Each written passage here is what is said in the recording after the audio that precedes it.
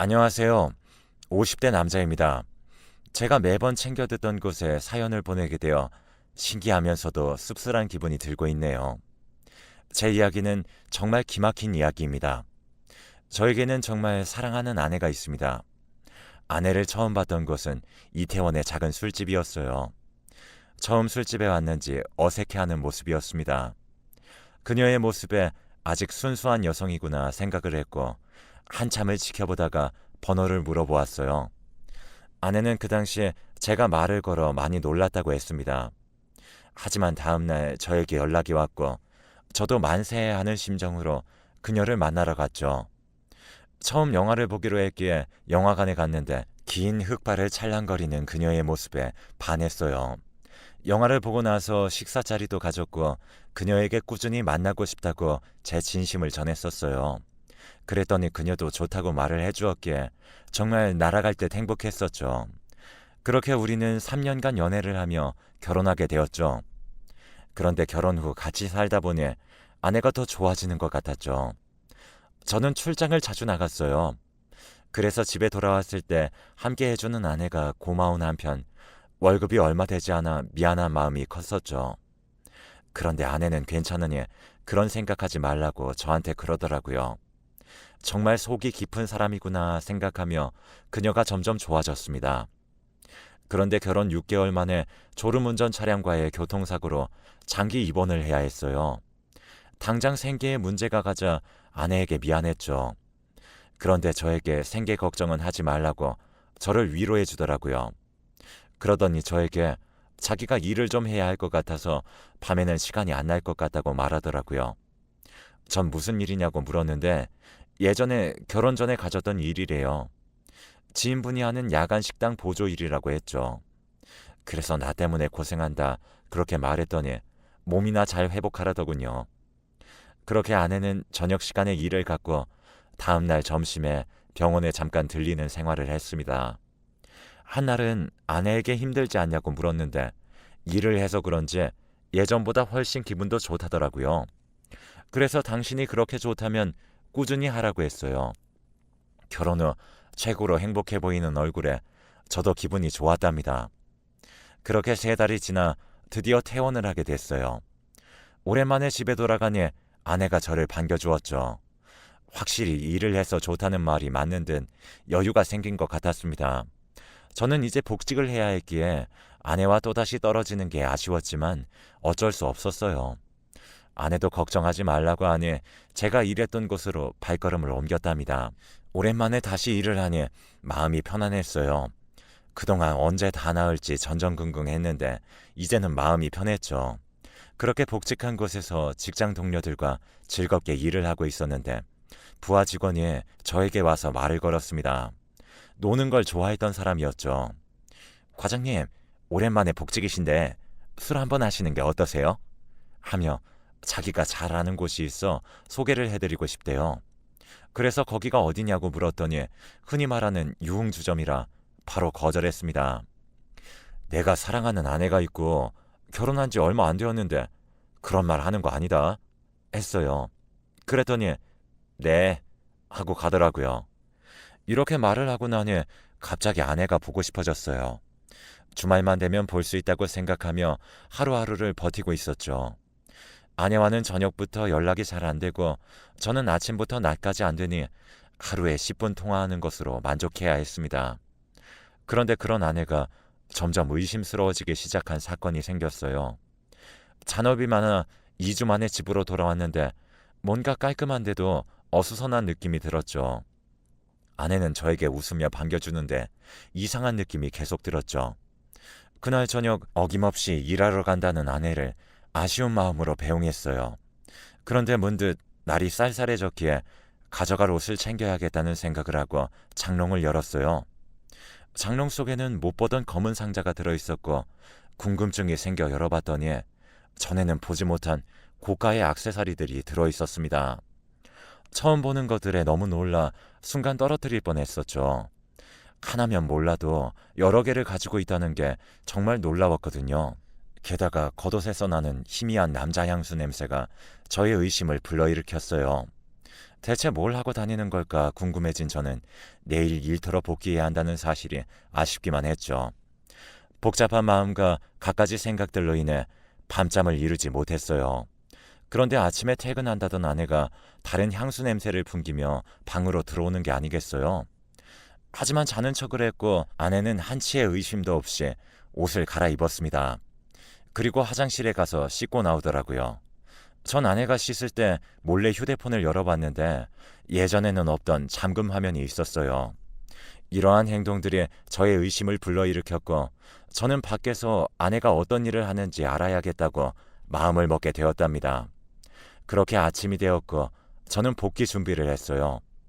가을옷 몇 벌이었죠. 그렇게 늘어나는 고민들을 품고 주간 업무가 시작되고 도저히 생각이 나서 집중을 할 수 없었습니다. 평소와 다른 저의 모습에 부장님도 무슨 일이 있냐고 할 정도였으니까요. 그런데 이런 걸 어떻게 말을 하겠습니까? 점심밥도 대충 먹고 휴게실에 들어가는데 그때 그 부하 직원이 다른 직원들에게 뭔가 보여주며 괜찮은 곳이라고 했어요. 그런데 그걸 본 직원이 저의 눈치를 보며 살포시 다가와 한번 보시라고 말했어요. 저는 내가 봐야 해? 하고 폰을 받았는데 그 속엔 아내의 사진이 들어있는 게 아니겠습니까?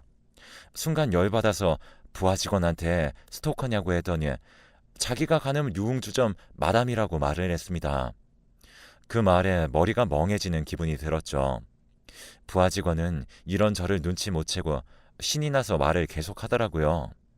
옆에 있던 다른 직원이 눈치를 채고 조용히 시켰어요. 저는 그곳이 어디냐고 물어봤고 부하 직원이 말해준 곳을 휴대폰에 기록해 두었습니다. 사랑하는 아내가 일하는 곳은 유흥주점이라는 사실이 정말 충격적이었어요. 처음에는 생활고로 인해 힘들어서 시작한 게 아닐까 하며 혼자 생각했지만 예전부터 하던 일이라고 했던 게 머릿속에서 미처 떠나지 못했습니다. 직접 확인을 해봐야겠다는 생각이 들었어요. 그래서 계획을 차분히 세우기 시작했죠. 대번에 들이닥치면 아내가 과연 인정을 할까 싶었네요. 증거부터 먼저 확보를 해야겠다는 생각이 들어 주말을 노리기로 했어요. 주말과 함께 월요일부터 수요일까지 그동안 못 쓴 연차를 신청하고 집으로 향했습니다. 평소와 같이 아내가 나왔죠.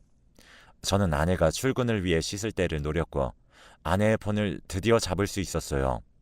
그런데 잠금이 문제였고 아내의 생일부터 흔히 쓰는 비번들을 다 눌렀지만 열리지 않았어요.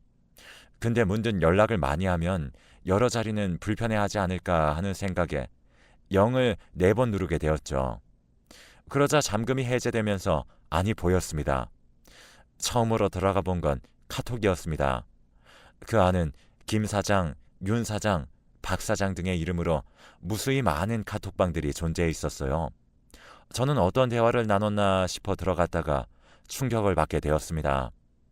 그 속에는 아내와 함께 달달한 톡을 하던 남자들이 한가득이었죠. 그리고 이어진 메시지함에서도 비슷한 상황이 벌어졌어요. 언제나 저만 바라볼 것 같고 순수하게 느꼈던 아내의 뒷모습에 소름이 돋았습니다.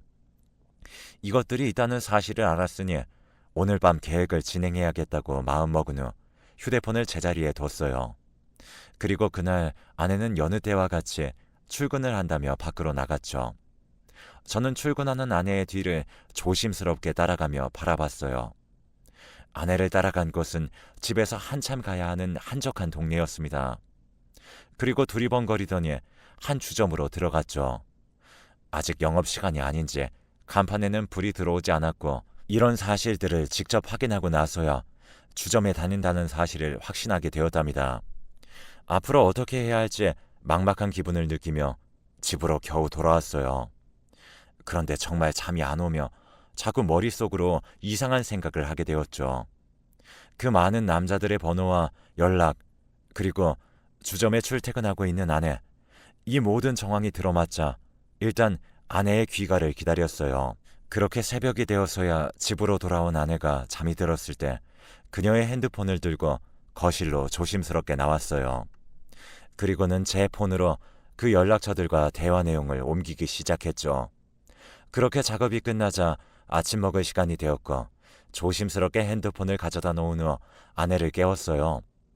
아내는 조금 더 자고 싶다고 이불 속에서 나오지 않았고 저도 긴 말하지 않고 알겠다고 했어요. 홀로 아침상을 차려 챙겨 먹은 후 복귀 준비를 했죠. 물론 연차를 사용했기에 복귀는 하지 않지만 아내를 속이기 위해서는 이 방법밖에 없다고 생각을 했거든요. 아내는 제가 복귀해야 한다고 짐을 챙기자 묘하게 반기는 얼굴을 하더라고요.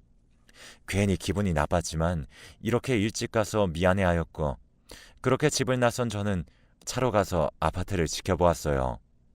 제 차는 알 거라 생각했기에 저 멀리 주차를 한 후 밴을 렌트해 아파트 단지에 주차를 했거든요.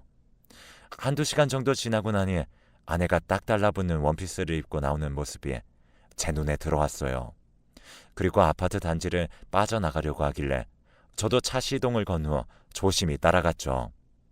아내는 택시를 타고 어디론가 갔어요. 그렇게 아내를 따라가자 익숙한 장소들이 눈에 들어왔습니다.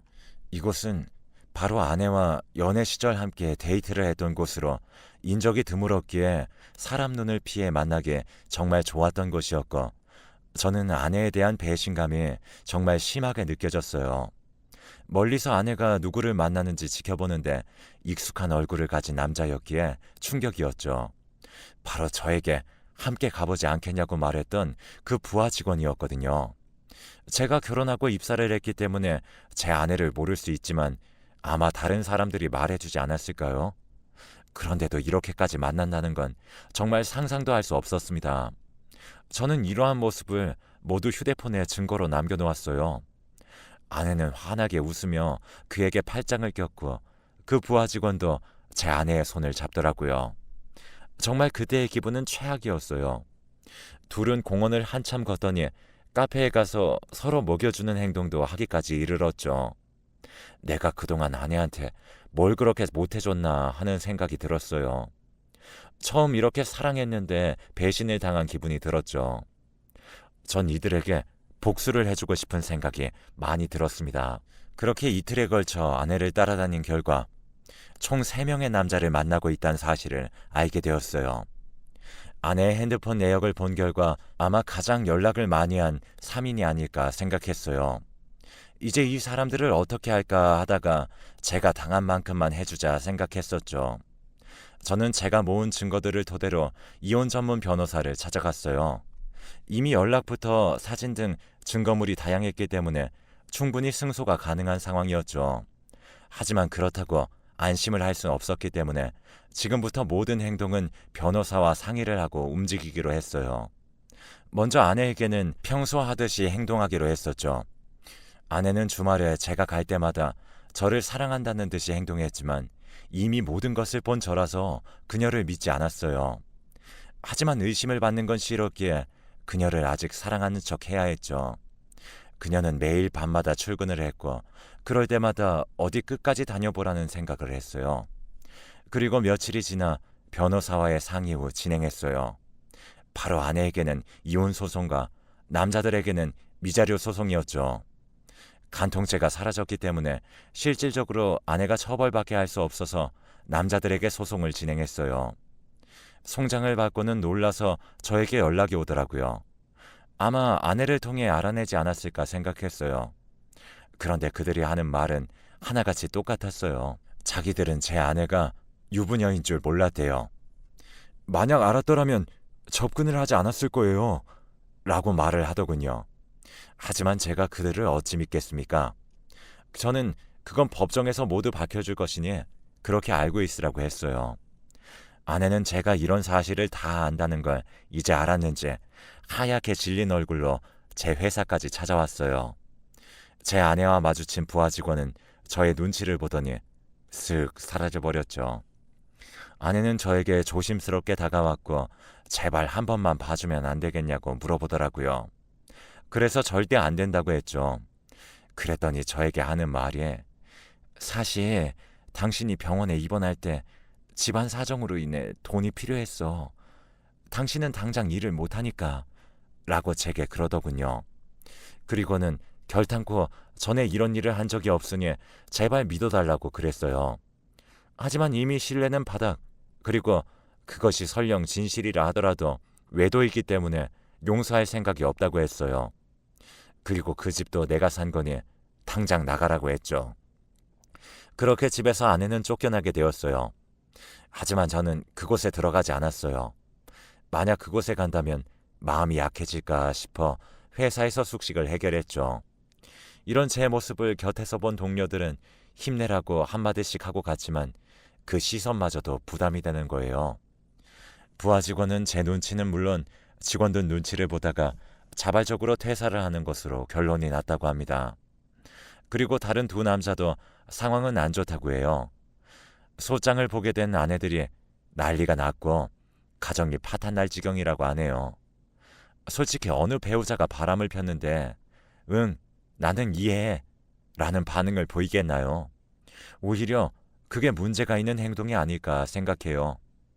자신들도 지금 일이 커졌다고 느꼈는지 제가 일하는 회사를 찾아오셨어요. 하지만 저는 그들에게 차갑게 쏟아냈어요.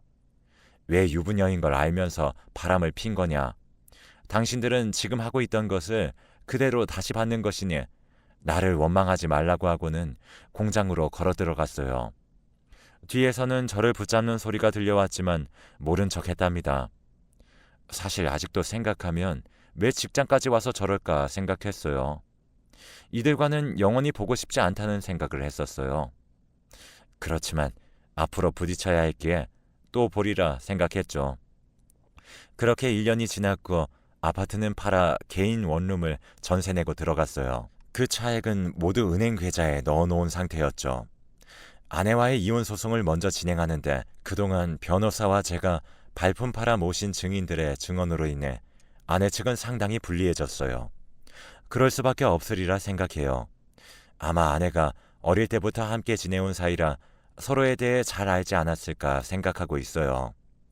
제가 데리고 온 증인은 그 가게에서 일하던 종업원들이었으니까요. 아내는 그곳에서 일을 하며 지냈다고 해요. 이혼을 하는 마당에 이젠 거리낄 것도 없다고 생각했겠죠.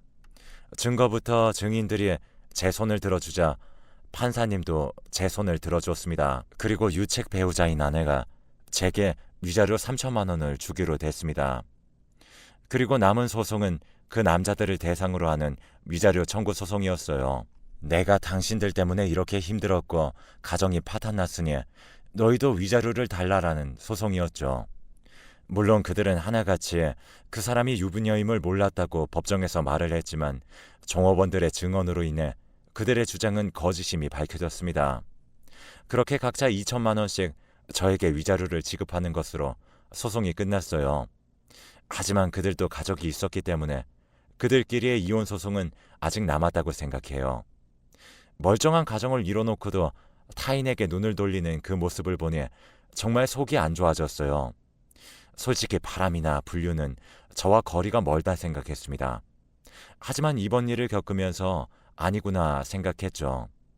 게다가 아내는 일반적인 바람이 아니라 주점에서 근무를 하며 다른 사람들을 만나기도 했기에 영원히 그 꼬리표는 따라다니지 않을까 생각했어요. 모든 소송이 끝나더니 이젠 전 아내가 된 그녀가 저를 노려보며 내 인생 이렇게 망쳐놓으니 기분이 좋아? 라고 묻더라고요. 그래서 저는 아니라고 말해줬어요. 누가 다른 사람 인생 망치는 걸 좋아하겠어요. 다만 나는 정말 당신을 사랑했기에 이런 사실을 알았을 때 배신감이 들었어. 라고 말하며 두 번 다시 보지 말자고 했어요. 그러고는 정말 본 적도 소문을 들어본 적도 없었죠. 남자들은 들리는 이야기론 아내들에게 이혼을 당했다는 말들이 들렸어요. 부하 직원은 그래도 퇴직으로 끝난 걸 정말 다행으로 여겨야 할 텐데요. 이제 30대 중반이 된 저였으나 새로운 사람을 만나는 것이 매우 두려웠어요. 그래서 여자들에게 거리를 두고 지냈는데 이런 저에게 다가오는 한 사람이 있었습니다. 바로 지금 와이프인 지연이었죠. 이 사람은 우리 회사에 입사한 어린 여자였어요. 저는 그 당시 상처가 컸기 때문에 거들떠 보지도 않았는데 그런 모습이 좋았다고 하더라고요. 아직도 그게 뭐가 좋은가 싶긴 해요. 그녀의 고백을 계속 거절하던 중 고백데이라고 불리던 날에 그녀가 고백을 했고 저는 결국 승낙했죠. 그렇게 1년의 연애 기간이 지나 저는 재혼을 하게 되었답니다. 처음에는 그녀를 믿지 않았어요.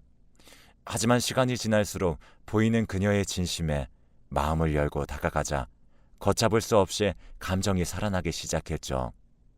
그녀는 이전에 제게 어떤 일이 있었는지 동료들에게 들은 것 같았지만 말을 꺼내지 않고 있어요.